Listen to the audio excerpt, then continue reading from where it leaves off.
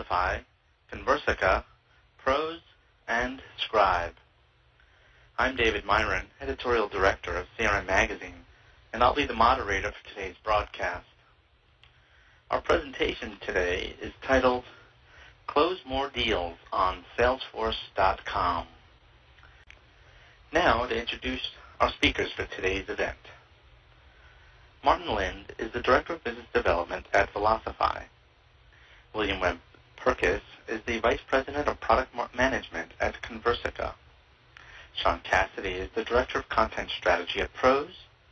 And Lou Antonucci is the Vice President of Sales at Scribe.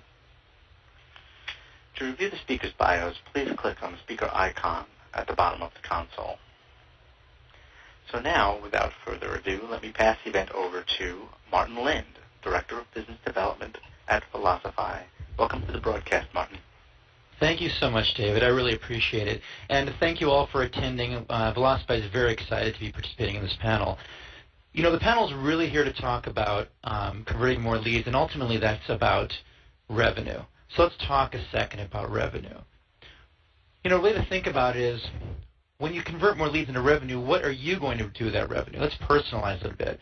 Are you going to take your sales team out for a trip? Are they going to have the Florida vacation package for the big winter? Are you going to get a new car for yourself? But ultimately, revenue is going to change you guys personally, and that's what we're all about. We're all about helping out salespeople be more successful. So how does that happen? You know, Velocify specifically focuses on the process from the time the lead comes in until the time the lead converts. But we're going to specifically, this part of the presentation, focus on the contact strategy. That's what we're going to talk about today, in the contact strategy.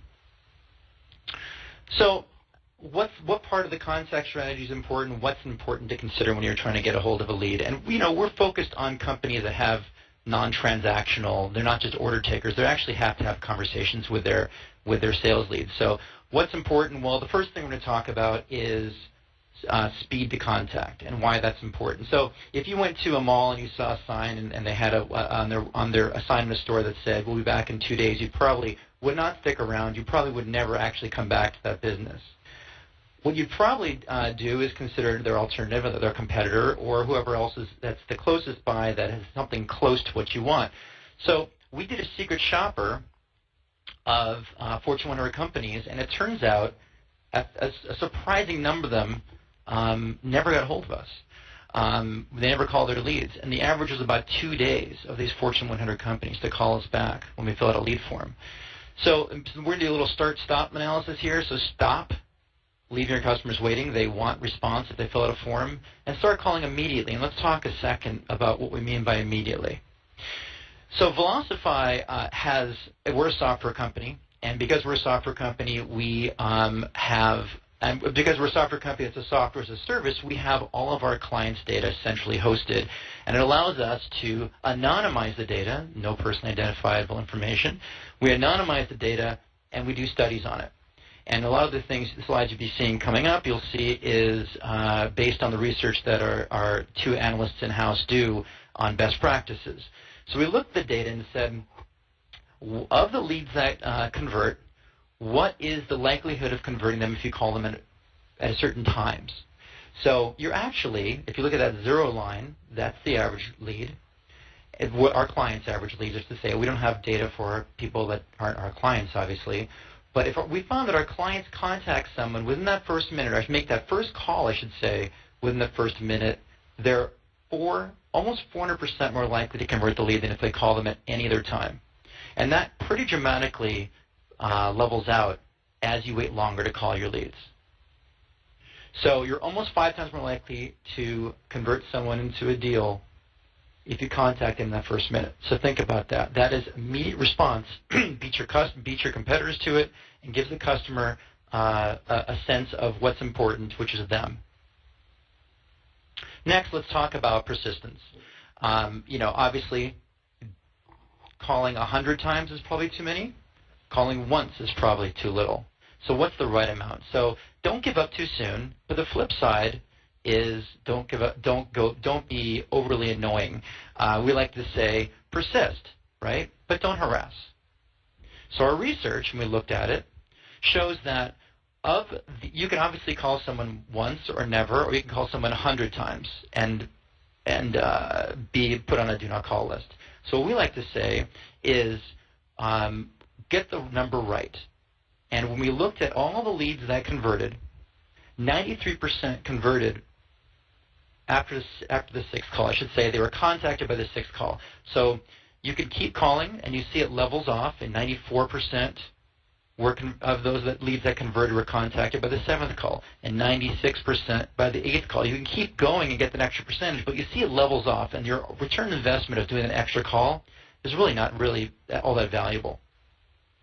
So we say persist, don't annoy. 6 calls is what we found to be the best when we looked at the data. Next, multi-channel. Some people say text me, some people say call me, some people say email me, but when you don't have that information in advance, you should try a multi-channel strategy, right? Don't just try emailing. Don't just try calling. Experiment. Some people will tell you if they don't, experiment. Look at the data.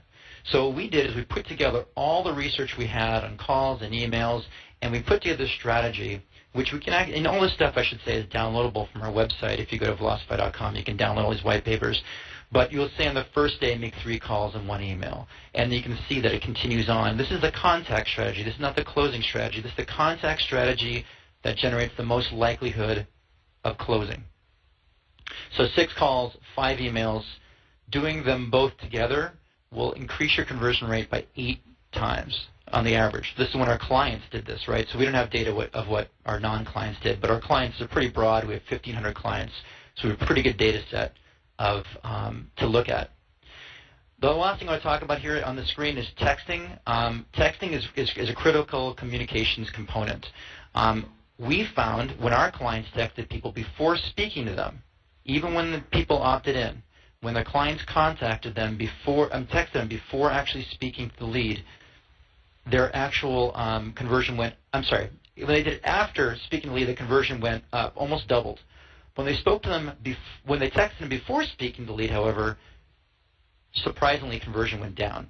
So we still maintain our clients definitely use texting in your multimodal communication methods, but do it after you've contacted them. Lastly, let's talk about the day in the life of a salesperson, right? They've got so many things to do, and some people call it multitasking. Some people call it, they use it as a badge of honor. I'm a multitasker. It's really not multitasking that it's good. What's important is prioritization, actually determining what the next thing you should be doing and what you should be doing that makes a difference. And a lot of people don't really know, and they need direction from their management for that.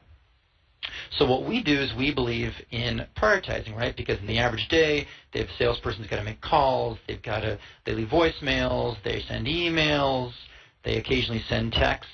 If they have the ability to, they're writing all their notes down in their software that's tracking it. They're setting calendar appointments. They're then making tasks and doing presentations and demos for their leads. And then they are also searching for new leads, right? Well, what we've done is we've said, okay, well, Salesforce is an awesome tool for these type of things, but it's really not great at prioritizing all these different tasks they can do. So Velocify entered the App Exchange as an add-on to Salesforce because we put some order in the chaos. Ultimately, when we looked at our clients' data, we found they used our prioritization aspect. They actually almost doubled their conversion.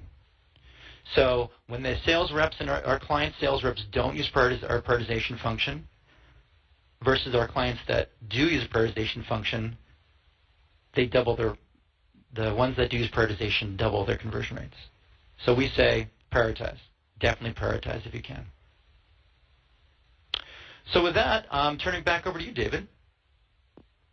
All right, great. Thank you, Martin.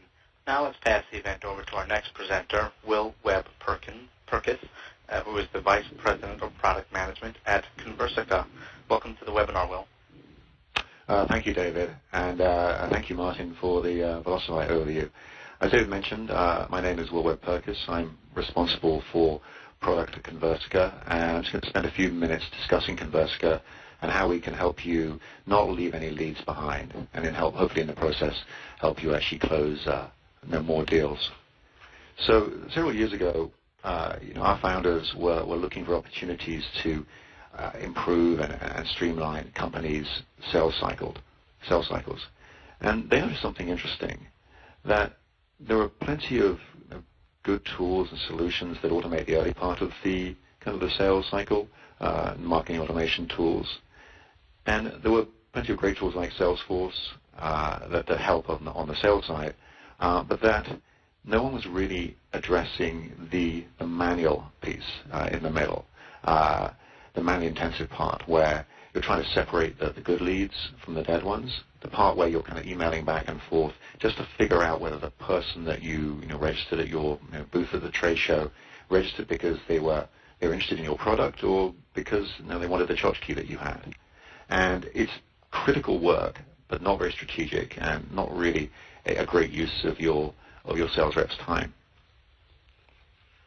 So what we realized is that we really need is an army of sales assistants to kind of do that work for you, one for every one of your reps, and free the reps up to actually do the selling. And if we have that would be great. And if every one of your reps had their own sales assistant, well, that's kind of what Conversica does. We automatically, effectively arm all of your reps with these sales assistants. And they sound and act like real humans. And as a result, prospects respond naturally and honestly. The assistants continue this conversation and drive the prospect towards saying yes or no as to whether they're interested. Now, if they say no, we leave them alone. We stop messaging. But if they say yes, they are interested, then this is where the system, Conversica, the assistant kicks them over to the sales rep to actually engage them in the sales process. And this allows your reps to follow up on every single lead with no exception. But it is distinguishing these good leads from the bad leads, so that you are kind of yielding more at-bats for your sales reps and giving them more of an opportunity to spend the time on what's important, closing the deal. Now, here's an example of a conversation, and they're very natural, and your assistant is very approachable. The prospects are typically much more relaxed and honest in their responses than they might be with a salesperson. Prospects not only respond more readily, but they share additional information, phone numbers, good times to call, their intent, any questions they might have about the product. Now, what you see on the screen here is an example of a typical email conversation, and on the Conversica sales assistant is on the left. And in this example, you imagine Conversica is set up to automatically follow up when a prospect downloads a brochure.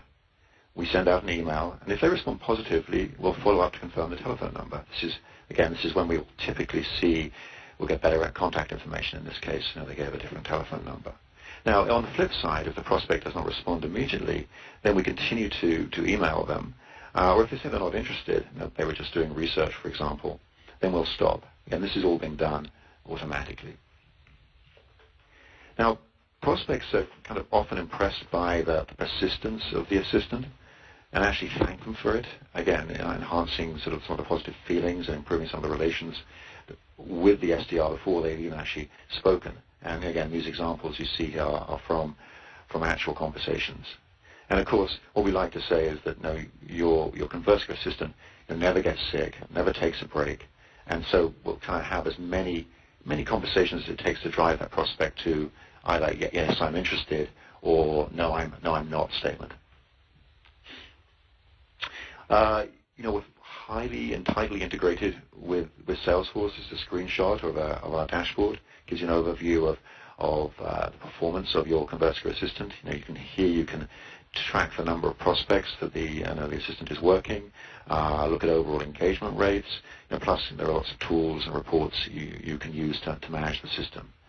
The integration is very simple. You just need to add the prospects. To add the prospects to Conversica, all you really need to do is add them to a Salesforce campaign that's already linked, that we will link to our system.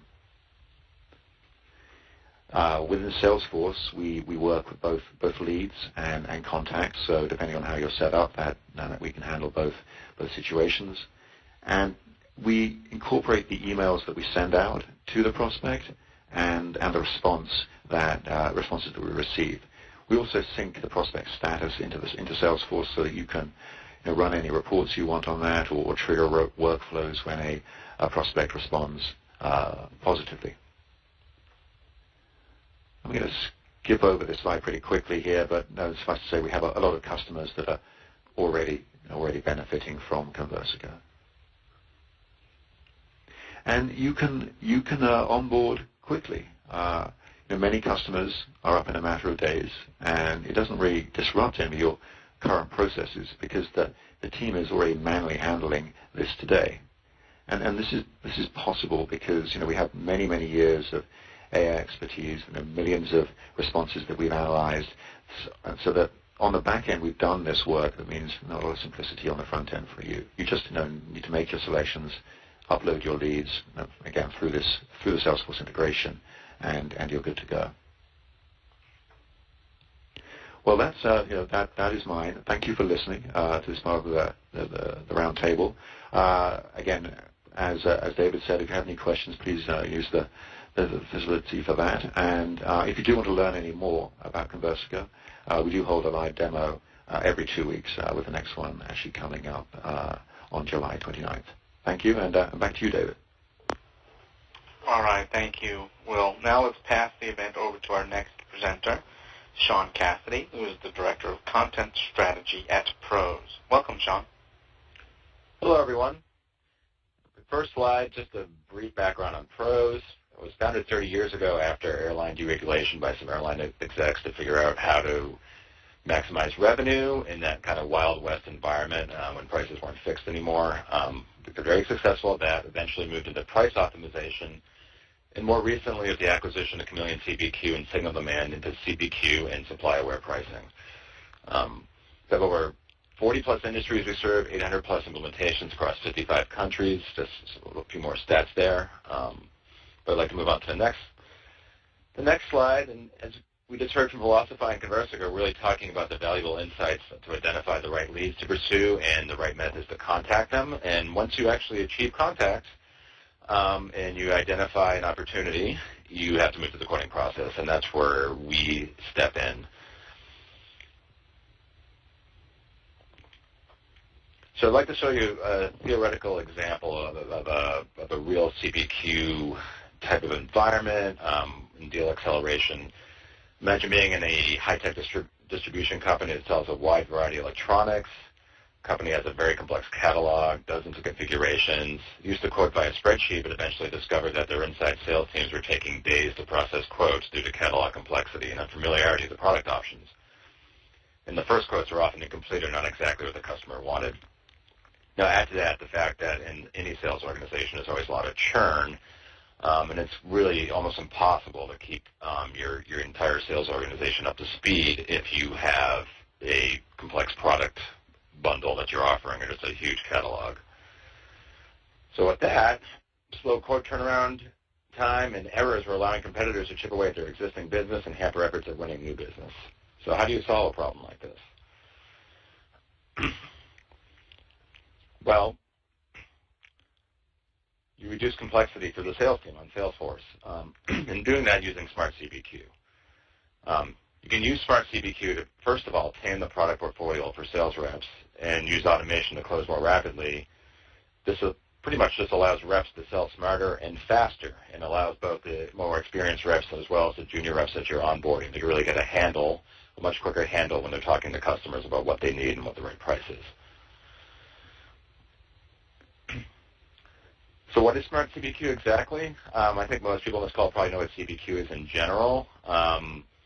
We like to think of the Smart version as being one that has a real data-driven guided selling and price guidance that allows reps to offer the right product to the customers without extensive product knowledge or additional training.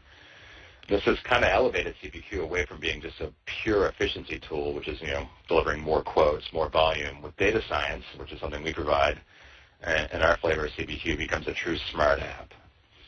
And through this data science and automation, you can accelerate deals. One of the big differentiators for us is with CPQ is you can have a constraint engine or you can have a rules engine. For us, we think the constraint engine is what really powers the Smart CPQ app. Why is that?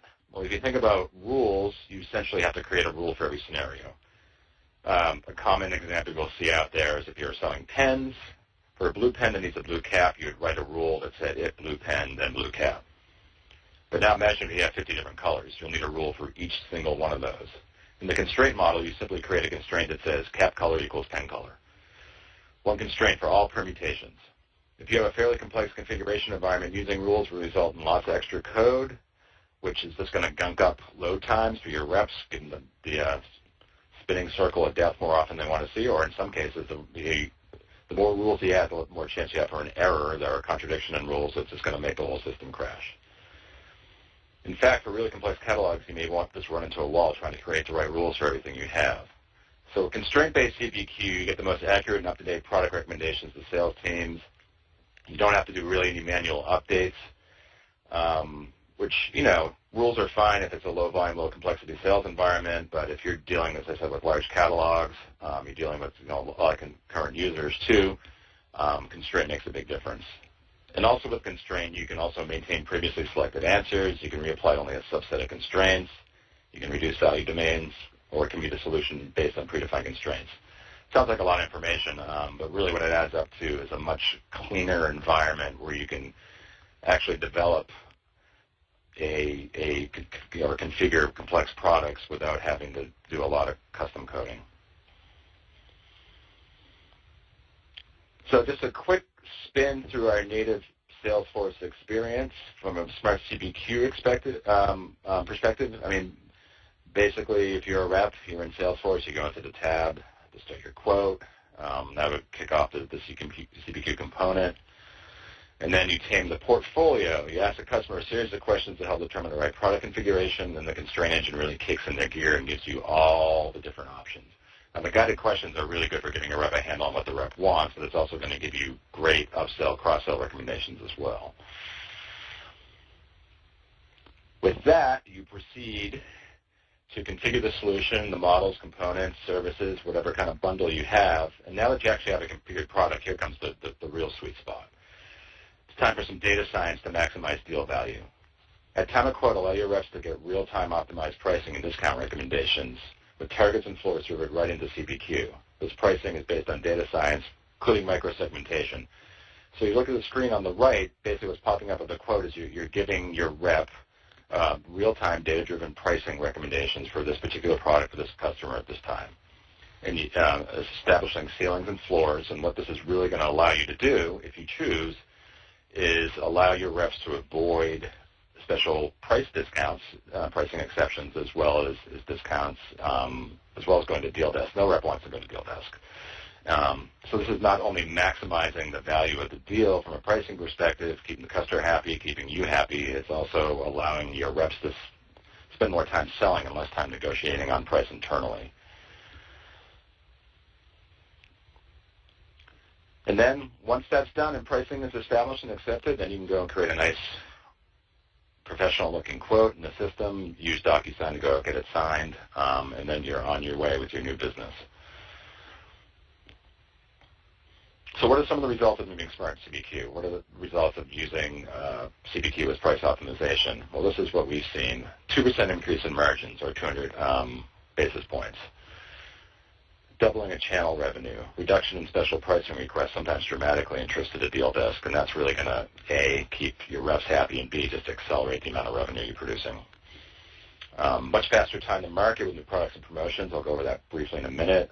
43% reduction in time to quote, and just simply more quotes delivered, which is a natural feature of CPQ. It's kind of table stakes, but it's also important in Smart CPQ as well. One of the advantages of CPQ with guided selling is it allows your marketing product teams to quickly fire up new offers, deliver them to the field in days rather than weeks, and require no additional sales training. So if your reps are running into roadblocks from competitive offers, this type of CPQ allows your marketing product teams to quickly build these new promotions, pursue that competitive business, and not have to wait 2 weeks to go through a pricing change. You pretty much can be, what used to take weeks to now be out in the market in a matter of days, which is great for reps who are trying to counter offers. I think anyone who's probably dealt with trying to switch a cable provider will see some of this in play, where there always seems to be something they can spin up at a moment's notice or come back to you with to try to get you to stay. And with that, I'd like to pass it back, and thank you for your time. All right, great. Thank you for that, Sean. Now let's pass the event over to our next presenter, Lou Antonucci, Vice President of Sales at Scribe. Welcome, Lou.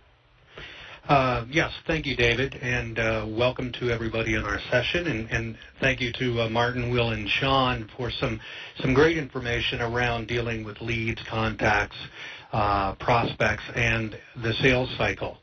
As David mentioned, I'm with Scribe Software, and we are a data integration provider. And what I'd like to speak to today is leveraging data to personalize that customer journey, and that's the prospect and customer journey. Now, we've been in business for a number of years, have over 14,000 customers and partners that work with Scribe, and we provide products that allow for cloud-based integration, on-premise integration, or cloud to on-premise as well. And over the years, one of the things that we've learned, particularly in dealing with customer data, is that the best customer companies are highly informed about their prospects and customers. They understand who their customers are. They know their history with the company.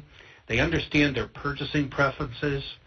And they understand all the different various touch points that that prospect or customer has engaged with them through. But there is this major challenge, and that major challenge is data. When we look at the applications and tools that we've talked about so far today, they're great for adding value to a prospect and sales cycle and a lead generation cycle. But there's another piece to this, which is data. So when we look at all of the data and all of the touch points that a company can have with an end user, customer, or prospect, and you can see them displayed here, it's more than just a few applications, as we've talked about today, that may be integrated with Salesforce or other systems. There's a myriad of systems out there and applications that most companies may have. They have their accounting systems. They have other marketing automation systems.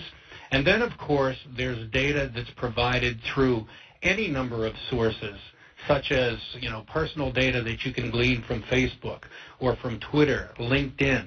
And a lot of these touch points of data didn't even exist 5 to 10 years ago. And, of course, the number of touch points and the amount of data as we go through the future will increase dramatically as well.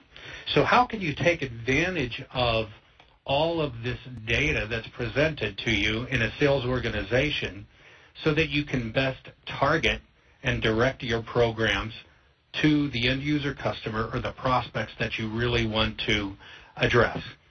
And in doing that, what we've found about most customer companies, those that are really customer-facing organizations, is that they get the right data into the hands of the knowledge workers at the point of interaction with the customer. And that's key. So when you look at all of this data that I just talked about, there's so many touch points. There's so much personal and professional data about prospects that is very difficult to deal with. But at the end of the day, that data is king. Now, what we found is that IBM, of course, conducts some of the best executive-level research in the IT industry. And in their recent global CMO study, they found that the outperforming organizations were better at integrating and leveraging the data that they had to develop and grow customer relationships. Whether it was to improve the targeting and segmentation of their communication efforts or to deliver a more personalized experience, organizations that were successful with their integration strategies developed better top and bottom line results from their marketing efforts. And another recent study has shown that, on average, the average employee will spend 1 day a week of their time just to research and find information that they need to do their job. So if you have a sales organization that has 10 sales reps, you can do the multiplication and you can see the loss of productivity just by searching for data. So if you have a situation where you have the ability to integrate data from any of these other sources, you can really make a difference in terms of the productivity of the organization as well as the bottom line. Now, we look at a couple examples of the value that can be obtained. Here we see we have an integrated marketing automation return on investment calculator. And this calculator focuses on the yield on a customer outbound email campaign. What it demonstrates is just a small change in the open rate on emails, which is driven by more targeted and personalized messaging, along with the increase in the conversion rate from email open to close, which is driven by more consistent and timely field execution. It can have a profound impact on the top and bottom line. And in this case, just an increase of an email open rate of 0.5% results in a $1.5 million increase in the revenue driven in this particular program on a monthly basis. Now, how do you get that, increase in email open rate?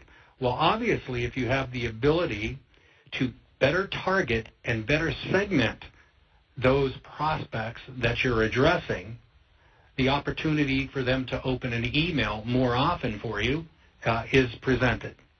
Now, another example of the type of value having and working with integrated data can bring to you, let's look at a web meeting system known as On24. As a matter of fact, I believe it's being used for today's session.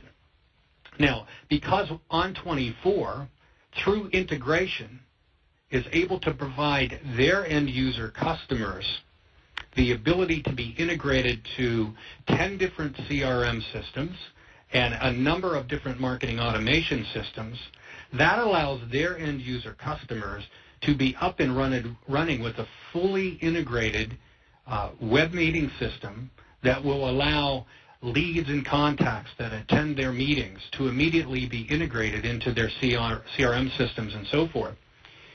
Therefore, provides those customers with an integrated system that saves them time and money in terms of the implementation and allows their end user customers to more quickly get to their targeted contacts. Now, the other thing it does, what it does for On24, is it differentiates their service by being able to offer such an integrated service and value to their end user customer. In another case, Konica Minolta, has been able to advance their client relationships and allows their sales teams to close more business more quickly by having the ability to integrate data from various CRM systems in various locations into one CRM system and then integrate a number of accounting systems, in this case in Europe, in a number of different countries, integrate data from those systems into their CRM systems as well. And what that allows them to provide their reps, real-time sales forecast information, and it also eliminates information requests from the sales reps. And we've already talked about how, on average, a rep is going to spend 20% of their time. So they're able to realize that value in the productivity for their sales teams. So when you look at it, there are all these touch points and all of this data. And while you may be working with some applications in your sales process that are already integrated to your CRM system, there are a number of other systems that the value of integration would be there for you to help in your productivity and cost savings. So with that, I'd just like to mention, if you'd like more information on Scribe, please feel free to contact us on our website, as well as you can connect with me directly. Thank you very much. Back to you, David. All right, great. Thank you, Lou. Now let's move into our roundtable discussion.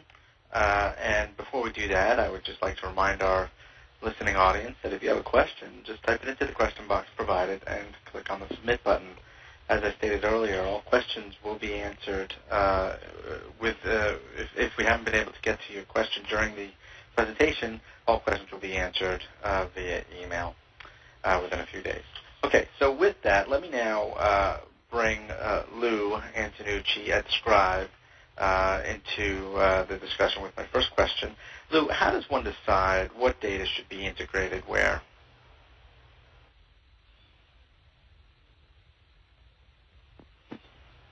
And Lou, you're probably on mute, so please unmute. Yes, David.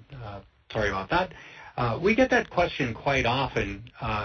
It's really up to the organization and where you feel that you can find the best value.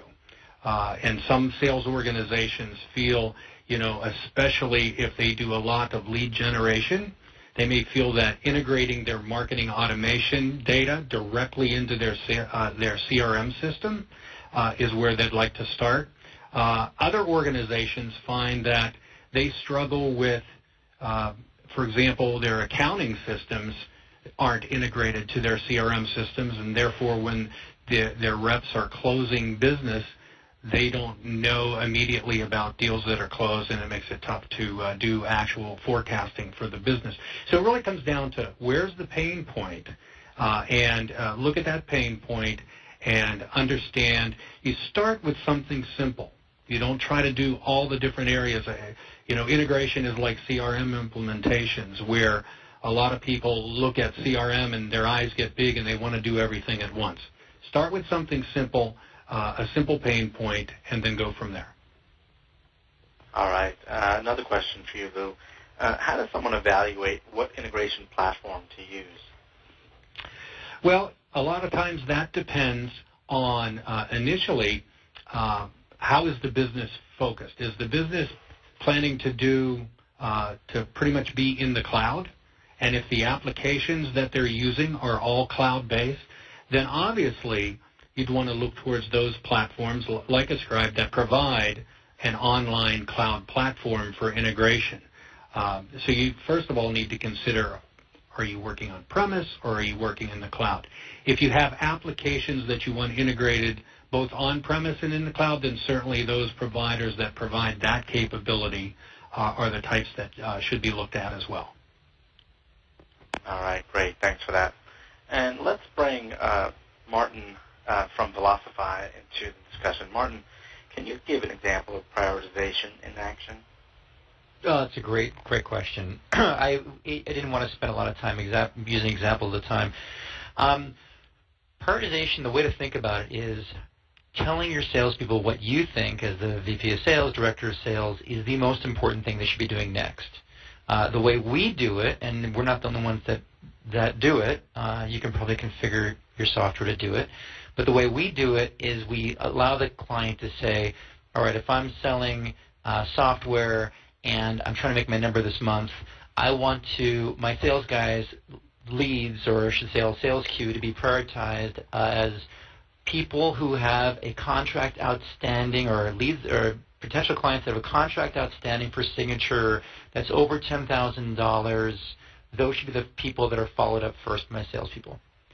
And then after you've called all those people, now call people who don't yet have a contract signed, or don't have the contract negotiated yet, and are waiting for some response from your legal team, because you want to follow up with those people to say, hey, don't forget to ask your legal team about the T's and C's about the contract. That's how we do prioritization. All right, and another question for you, Martin. Why can't a company hire a Salesforce ISV to build this? We get asked that a lot. So before we were in the Salesforce App Exchange, a lot of companies tried to do this. And what we found, the reason we're in the App Exchange and the reason we spent a couple of years building our app for the App Exchange is because we focus on prioritization, distribution, and a few things that really no one else does in the Salesforce ecosystem. The easiest way to think about it is we just signed up a company with several hundred, let's say more than 500 salespeople. They're probably one of Salesforce's top 100 biggest clients, and they couldn't figure out how to do this. So if they can't figure out how to do it, good chances are that your ISV can't figure out how to do it. All right, thanks for that. Let's now bring Sean from Pros into the discussion. Sean, sometimes getting reps to even use Salesforce as a CRM system properly has been an issue. How do you get a sales team to embrace new tools and processes? Well, I think if anything, tools like CBQ and some of the other things we're seeing on this webinar today will actually help you increase CRM adoption if you can sell the value then to the end users. That's basically what it's all about. If you think about CRM in general on its own, it's very task-oriented. So yeah, sometimes reps are not jumping with enthusiasm about updating account records all day. But with these types of tools, you're absolutely helping them hit their numbers, both revenue and increasingly margin. There's starting to be a stronger focus being put on sales organizations or pressure to actually deliver not just revenue numbers or margin numbers. And quota compensation plans are slowly starting to shift to this reality. So now for the sales rep, it's not only just about how much they're selling, it's making sure they're selling at a price that makes sense. So with that, I mean, tools like this are actually making their lives easier and helping reps hit their numbers, essentially, which is really what they care about.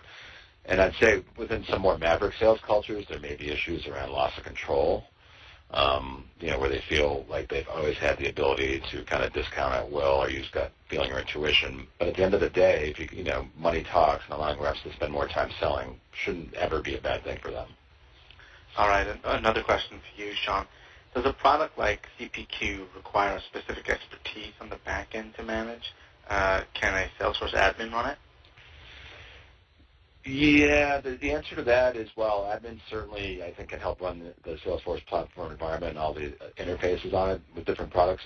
CPQ and product configuration, I mean, that's a special skill set. If it's like a basic quoting tool, sure, surely an admin can run it. But, complex product catalogs and the configuration that goes on in the back end with this is more than likely going to be driven by product management or marketing, no matter what CPQ tool you're using. It's something that's kind of out of the general expertise of an admin. Doesn't matter whether it's Force.com or an integrated app. Force.com native, managing a product catalog is a unique task. It's not really something that necessarily always falls in sales ops, and certainly not at the admin level. So, yeah, I think there's definitely, with the CPQ implementation, no matter what it is, there's going to be someone who kind of owns that catalog, and it's most definitely not going to be an admin. All right, thanks, Sean. I'd like to turn to Will. A couple questions for you, Will. How does a sales rep get alerted by Conversica? Well, thanks, David. So, yes, there are a couple of different ways that we make sure that when a prospect responds back positively to your virtual assistant, that the sales rep gets the information. Typically, the belts and braces approach is text and email. So the rep is set up in our system and synced from Salesforce. And when the response comes back, then we will alert through those means.